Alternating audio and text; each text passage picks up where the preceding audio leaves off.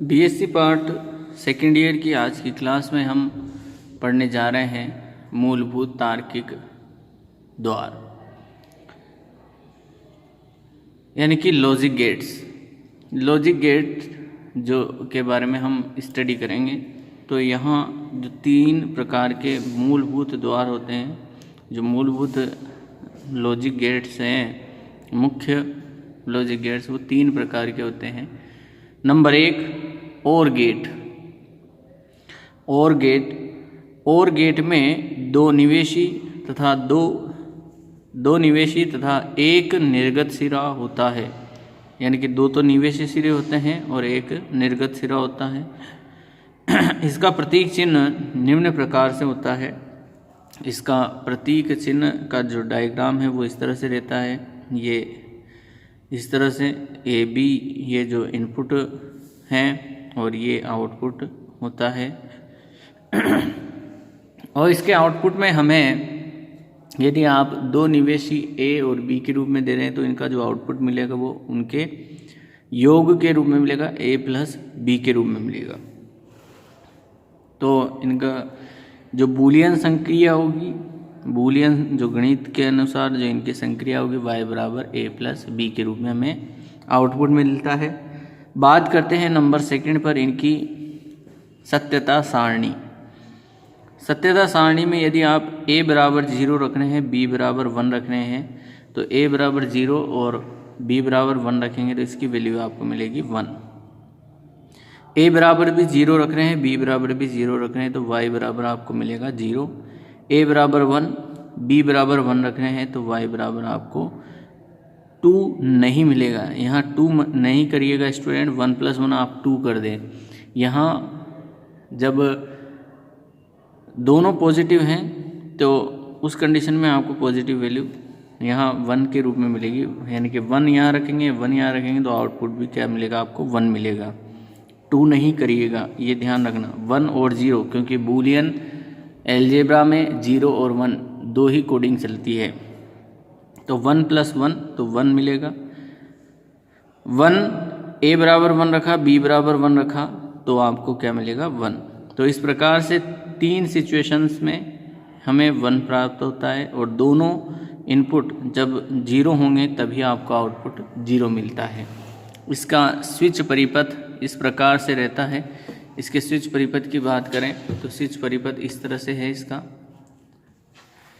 इसके स्विच परिपथ को हम देख सकते हैं। तो यहाँ ये बैटरी लगी हुई है, यहाँ ये स्विच बने हुए हैं, ए और बी दो कुंजियाँ हैं, और ये आउटपुट में के रूप में हमने एक बल्ब लिया है।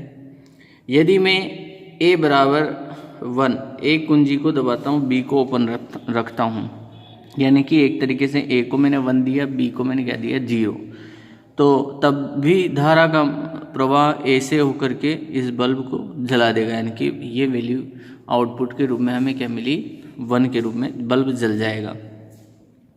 यदि ए को भी मैं ओपन रखता हूँ, बी को भी ओपन रखता हूँ तो बल्ब नहीं जलेगा। उस कंडीशन में आउटपुट क्या हो गया, 0 हो गया।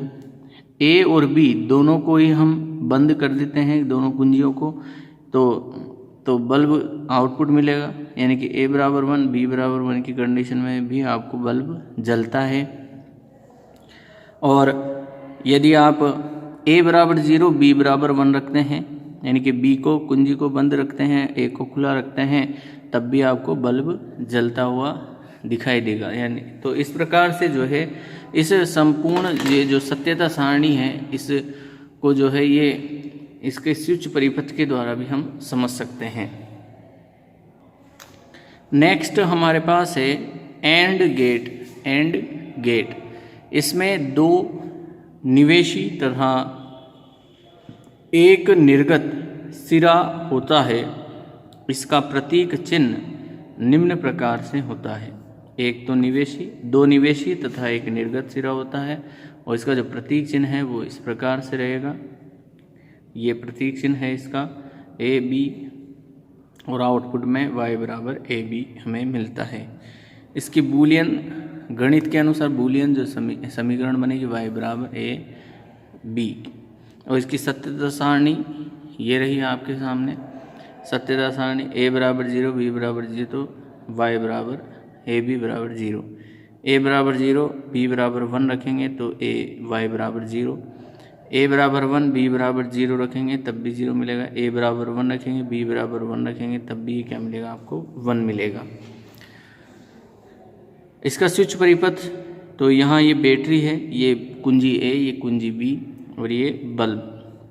यदि आप कुंजी ए बी को में से किसी भी एक कुंजी को आप ऑफ कंडीशन में रखते हैं तो बल्ब नहीं जलेगा, उस कंडीशन में धारा प्रवाहित नहीं होगी। दोनों कुंजियाँ बंद रहेंगी, दोनों कुंजियों को लगाएंगे तब ही जाकर के बल्ब जलेगा। अर्थात जब ए बराबर 0 कुंजी ए को हम ओपन रखेंगे और कुंजी बी को भी ओपन रखेंगे तो दोनों कुंजियों के कारण परिपथ में धारा प्रवाहित नहीं होती है और उस स्थिति में बल्ब नहीं जलेगा और y बराबर आपको क्या मिलेगा 0 प्राप्त होगा। y बराबर आपको क्या मिलेगा 0। जब a बराबर 0 तथा b बराबर 1 हो तो a का मान कितना लेंगे 0, b बराबर 1 हो तो कुंजी a के कारण धारा प्रवाहित नहीं होने से निर्गत धारा प्रवाहित नहीं होती, अर्थात उस स्थिति में बल्ब नहीं जलता है और हमें y बराबर 0 प्राप्त होता है। जब a बराबर 1, b बराबर 0 हो तो कुंजी b के कारण धारा प्रवाहित नहीं होती और बल्ब नहीं जलने से हमें आउटपुट y बराबर 0 प्राप्त होता है। जब a बराबर 1, b बराबर 1 हो तो दोनों कुंजियों के कारण धारा प्रवाहित होती है। इस स्थिति में परिपथ में निर्गत धारा प्रवाहित होने से बल्ब जलने से y बराबर 1 प्राप्त होता है। बात करते हैं नॉट गेट की। तो नॉट गेट, इसमें एक निवेशी और एक निर्गत सिरा होता है। इसका प्रतीक चिन्ह निम्न प्रकार होता है, ये इनपुट है और इसका प्रतीक चिन्ह है और ये आपको y बराबर a बार के रूप में आउटपुट मिल रहा है। तो यहाँ जो भी हम इनपुट देंगे उसका आउटपुट a बार के रूप में हमें मिलता है। इसकी गणितीय बूलियन गणित का जो समीकरण है y बराबर a बार, ये होता है y बराबर a बार, ये इसका प्रतीक चिन्ह होगा।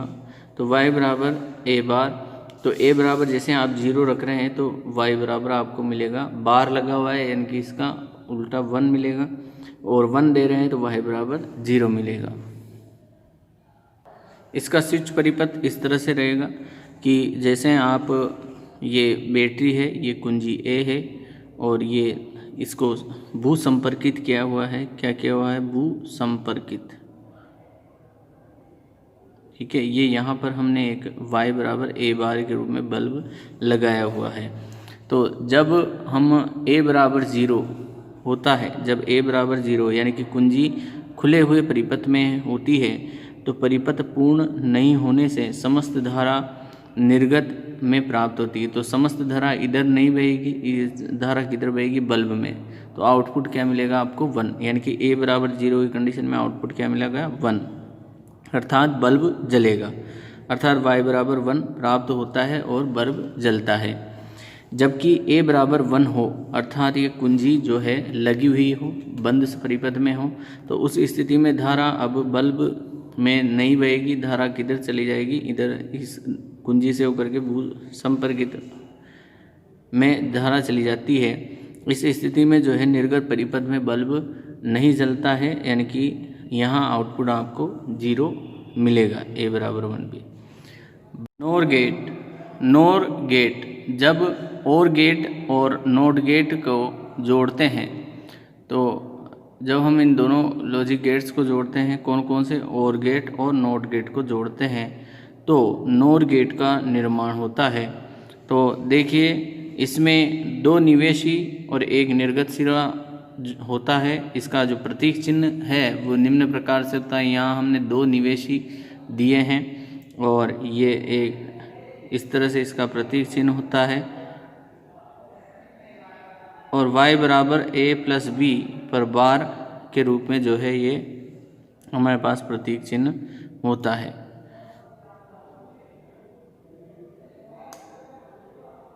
तो यह जो गेट है और गेट और नॉट गेट दोनों की संक्रियाओं से मिलकर के बनता है नॉर गेट। ठीक है, तो इनपुट और ये आपको मिला आउटपुट, तो ये इनपुट ये आउटपुट y बराबर a प्लस बी का बार के रूप में ये हमें मिलता है। इसका बूलियन जो समीकरण होता है y बराबर a प्लस बी पर बार a प्लस बी का बार a प्लस बी का बार के रूप में ये हमें मिलता है। बात करते हैं इसकी सत्यता सारणी की। a बराबर 0 रखा, b 0 रखा, तो a प्लस बी बराबर कितना हो गया 0। अब इसका बार है तो इसका व्युत्क्रम क्या होगा, हमें 1 मिलेगा।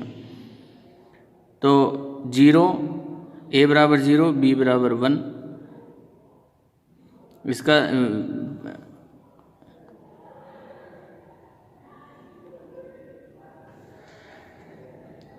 a बराबर 1 b बराबर 1, a बराबर 0 b बराबर 1 रखते हैं तो a प्लस बी बराबर 1, तो a प्लस बी का बार क्या होगा, हमारे को आउटपुट में क्या मिलेगा, a प्लस बी का बार यानी कि 1 का बार कितना हो जाएगा 0। a बराबर 1 b बराबर 0, a प्लस बी बराबर क्या होगा आपके 1 मिलेगा और इसका बार कितना हो जाएगा 0। a बराबर 1 b बराबर 1, तो a प्लस बी बराबर 1, तो a प्लस बी का बार कितना मिलेगा आपको 0 मिलेगा।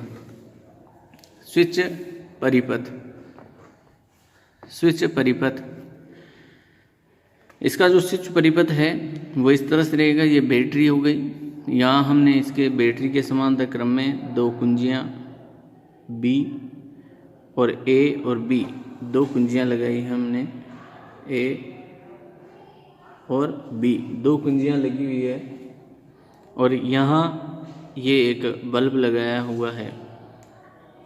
तो यहाँ हमें जो आउटपुट मिलेगा इसका, ये मिलेगा y बराबर a प्लस बी के बार के रूप में मिलेगा।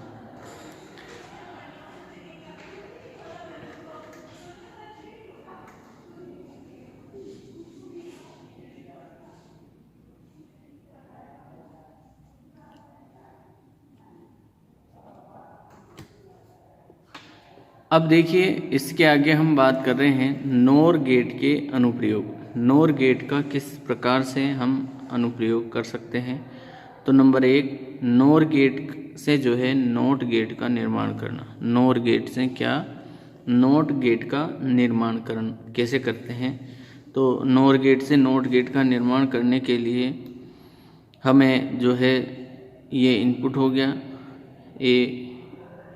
ये A इनपुट दे दिया हमने और यहाँ A प्लस A का बार ये आपको नोट गेट के रूप में मिल जाता है।